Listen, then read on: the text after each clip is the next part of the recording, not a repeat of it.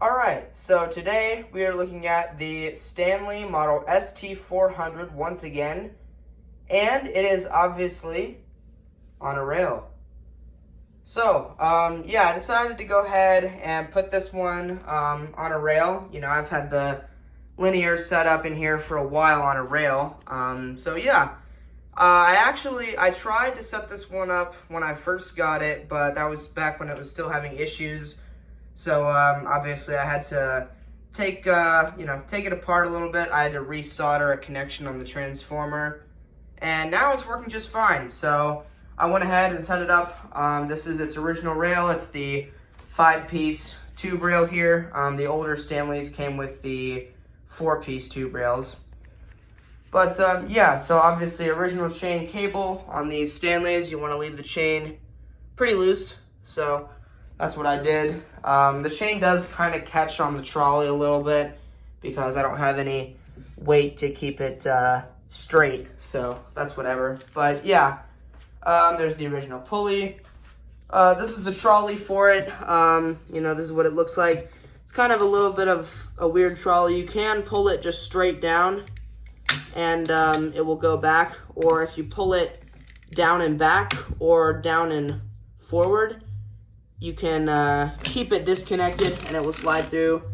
There's the inner slide there, and it will pass through unless you bring it back into the little slot there, and then it'll go back. It's a little bit stiff, but yeah. So there you go. I do have it propped up on a 2x4 here, just so I don't mess up the limit knobs there.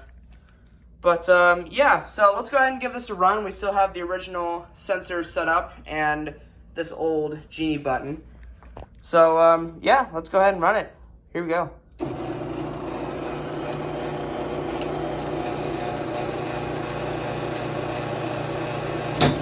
See right there, it does catch on the trolley.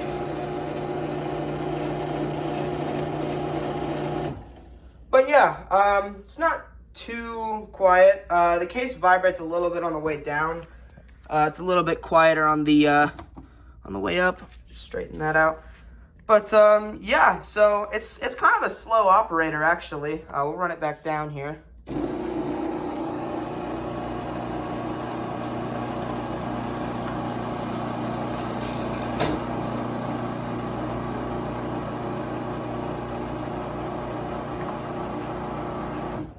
So yeah, it's not a very fast machine, but it is, you know, 1/2 horsepower. There's the info sticker again. There's the wiring and the 4 styles there. I don't have a remote that works with this, unfortunately. I need to buy a 1050 at some point, but yeah, so there you go. That's pretty much it. That's the Stanley on the rail, and we will go ahead and run the linear one time. Before I do that, actually, this opener sitting over here, it's a LiftMaster 1355M. My mom's friend actually took this down and put up a new opener. This one has a dead board. I thought about keeping it, but it's not really anything interesting. Not really anything I'm interested in.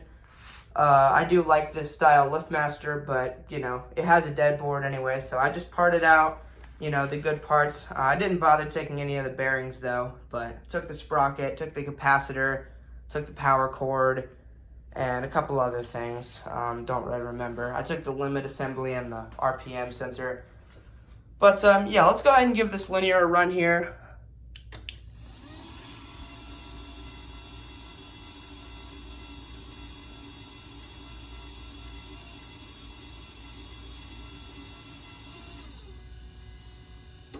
Still very quiet. This one was obviously on a very heavy door though. You guys saw the sprocket on this one, but we'll run that back down.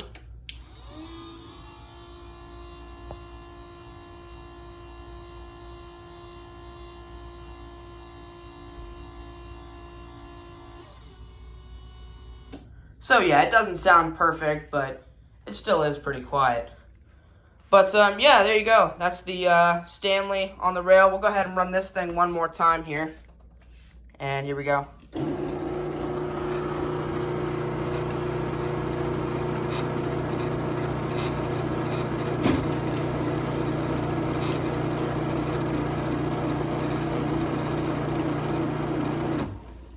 So yeah, we'll go ahead and give it a sensor check here. And the light immediately starts blinking, and this will blink until you close the opener the next time. When you trip the force, it does the exact same thing. Going down when you trip it, it'll go back up. If it's going up, it'll just stop and blink until you close it the next time. So yeah, we'll go ahead and run this back down here.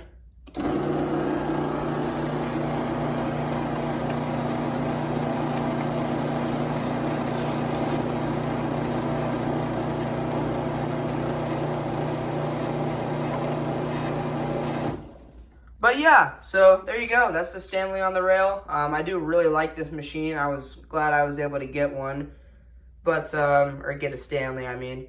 But yeah, so there you go. Thank you guys so much for watching, and I'll see you in the next one. Peace.